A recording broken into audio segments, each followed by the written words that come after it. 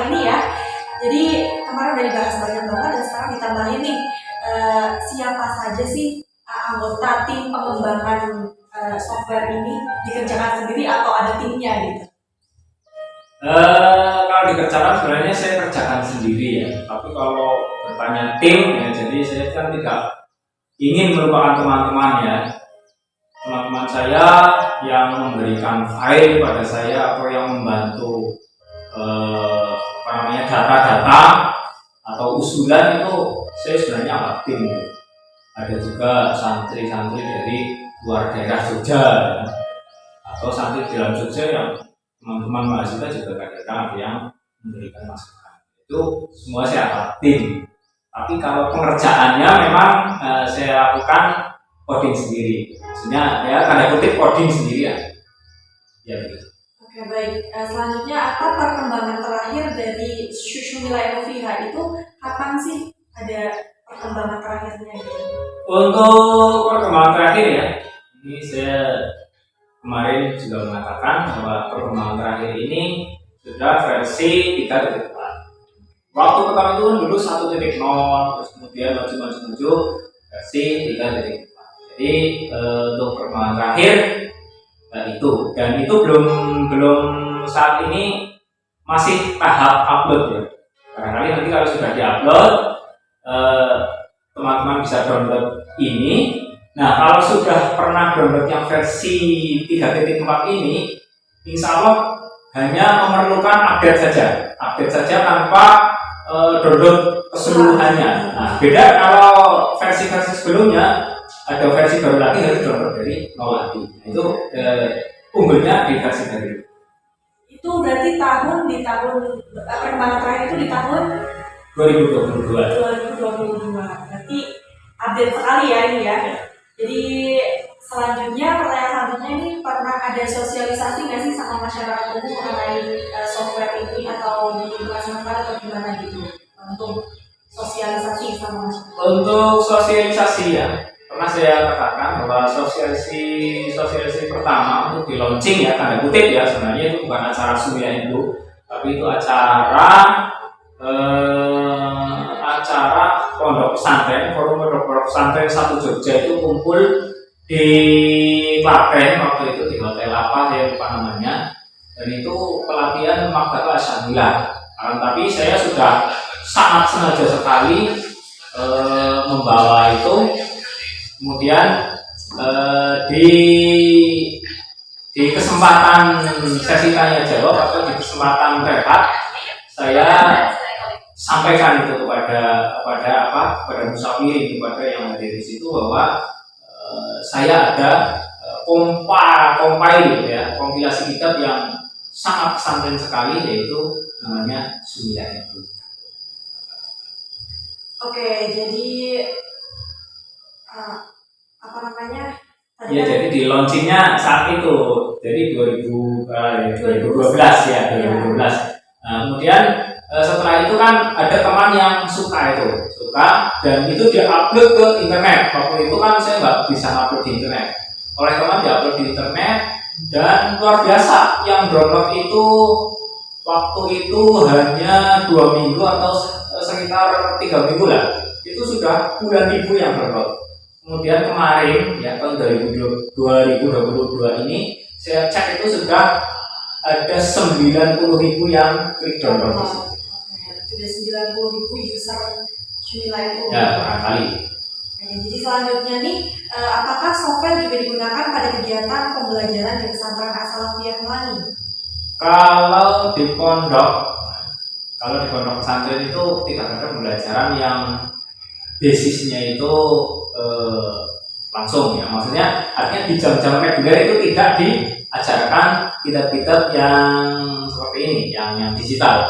Tapi kalau di luar jam reguler ya, seperti kegiatan organisasi santri atau kegiatan dakwah atau kegiatan ekstra, itu diajarkan, bahkan dianjurkan pelajari sebanyak-banyaknya gitu. Apalagi saat Darsul Masail, kita itu akan menggunakan software semacam ini, akan begitu nilai. Selanjutnya, apakah ada maksud untuk menandingi Maktabah Syamilah? Mengapa nih demikian? Kalau menandingi sih tidak ya, seperti saya katakan tadi, kita tidak menandingi Maktabah Syamilah. Karena kita di pesantren melihat Maktabah Syamilah itu sangat berguna sekali bagi pesantren. Kita senang dan kita memang mengambil beberapa kitab ya, ratusan kitab di Maktabah Syamilah kita ambil sebagai referensi kita di pesantren karena begitu mudahnya pencarian di Maktabah Syamilah. Tapi selain Maktabah Syamilah ini, kita juga berkuat dengan kitab-kitab yang sudah paten di pesantren ya, kitab-kitab dasar, kitab-kitab basic yang di pesantren itu sudah sangat baku lah, dalam tanda kutip ya, yang bakuan siapa kan nggak tahu. Di pesantren itu sudah kayak mulai dari Fathul Qorib, Fathul Mu'in, Fathul Wahhab, kemudian kitab-kitab tafsir Jalalain dan sebagainya, itu kitab-kitab semacam ini yang kita dimasukkan di sini. Jadi kita tidak menandingi, tidak berusaha untuk menandingi.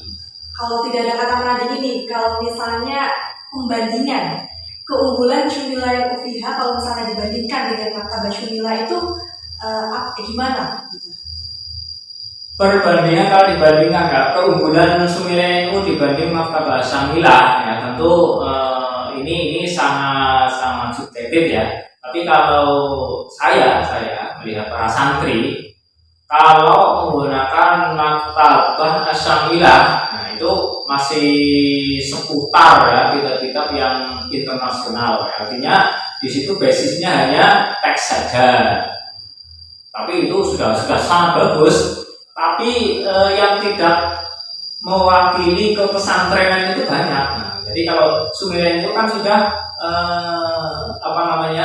lokal wisdomnya ya, kalau dalam bahasa budaya, kebudayaan lokalnya itu sangat banyak sekali, seperti puji-pujian belum sholat, terus kitab-kitab yang bermakna gandul itu kan nggak ada itu di Maktabah Syamilah. Barangkali puluhan tahun ke depan Maktabah Syamilah mengincar kitab-kitab pesantren kemudian dimasukkan di Maktabah Syamilah, wah itu malah kita sangat apresiasi terhadap Maktabah Syamilah. Namun keunggulan sementara ini yang kita merasakan itu di lokal wisdomnya, artinya sesuai dengan pesantrenan sekali gitu. Nyantri sekali ya. Yeah.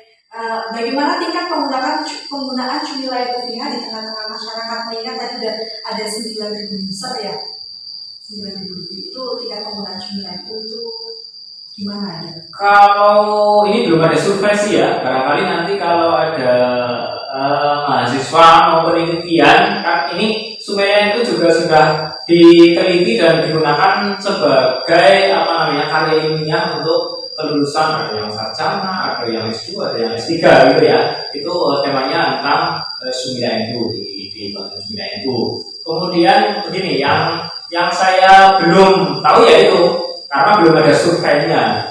Tapi survei yang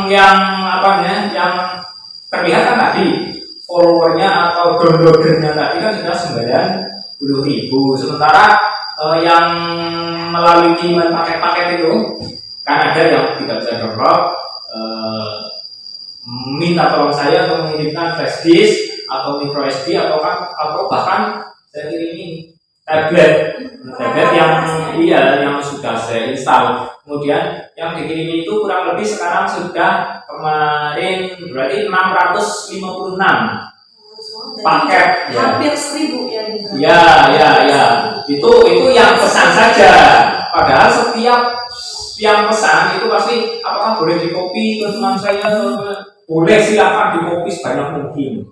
Nah itu dari sisi yang tadi yang download sudah 2.000, kemudian yang pesan yang langsung itu sudah sekitar 650-an. Kemudian pernah sih saya diundang beberapa kali ke pesantren yang di sana saya diminta untuk mengisi tentang Maktabah Syumilah ini untuk dikopi bareng. Acaranya itu ngopi bareng. Jadi ngopi software ini juga ngopi minuman. Jadi ngopi bareng artinya ngopi Syumilah itu. Ya. Jadi dalam forum-forum seperti itu kan kelihatan itu yang hadir ratusan, itu hampir semuanya ngopi. Nah, terus kan kemudian mereka pulang ke tempatnya masing-masing terus ngopi lagi, kan? Berarti begitu. Berarti nggak tahu berapa, cuma udah banyak sekali ya untuk yang pengguna Shunilai Ufiha. Ya, sudah banyak. Selanjutnya, bagaimana impact faktor dari pengembangan Shunilai Ufiha dibandingkan dengan Maktabah Syamilah jika dilihat dari tingkat sitasi di Google Search? Kalau impact factor dari sisi Google Searching ya, kita itu masih sangat rendah sekali. Itu kan bisa dicek sendiri ya. Silakan masuk Google, cari Shunilai NU, paling hanya beberapa ribu. Tapi ketika kita Maktabah Syamilah, kita jerat langsung ratusan ribu bahkan jutaan. Itu kalau dari sitasi Google kita memang sangat rendah sekali karena pengguna kita memang tentu hanya golongan-golongan pesantren yang tanda kutip ya itu tidak begitu melek teknologi. Tapi dengan adanya Shunilai ini, saya percaya di sitasi Google itu memang kita tidak kelihatan. Tapi di pondok-pondok pesantren bahkan di Lirboyo itu katanya ya, ini kata teman-teman saya yang pernah nyantri di sana beberapa bulan, ada yang beberapa tahun, itu di sana di warung apa namanya ketikan komputer itu warung internet. Nah, warung internet itu di sana banyak sekali itu. Masuk ke sini ada sembilan. Jadi di sana sudah biasa di warung internet. Pertanyaan yang terakhir ini ada informasi bahwa Maktabah Syamilah ini juga dimasukkan dalam subfolder atau menjadi bagian dari Shunilai Ufiha. Tapi setelah difilter dari kitab-kitab yang terindikasi paham Wahabisme, ada beberapa judul yang difilter tersebut. Apa saja nama kitab-kitab tersebut? Kalau sebutkan nama kitab tentu kita akan kewalahan ya karena saking banyaknya. Maktabah Syamilah ini itu maktabah Syamilah ini itu kan di dalamnya ada menu Maktabah Syamilah. Tapi Maktabah Syamilah ini sekali lagi ini Maktabah Syamilah yang sudah difilter.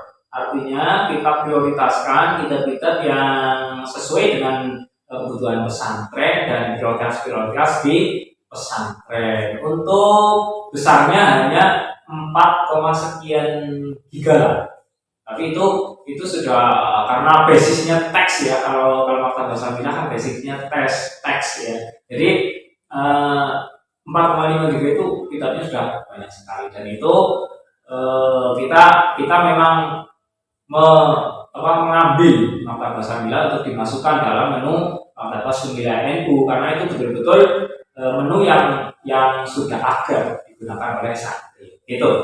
Oke, udah selesai perbincangan kita hari ini. Terima kasih kepada Pak Izal Wafiq telah menyempatkan waktu untuk menjawab pertanyaan-pertanyaan yang banyak.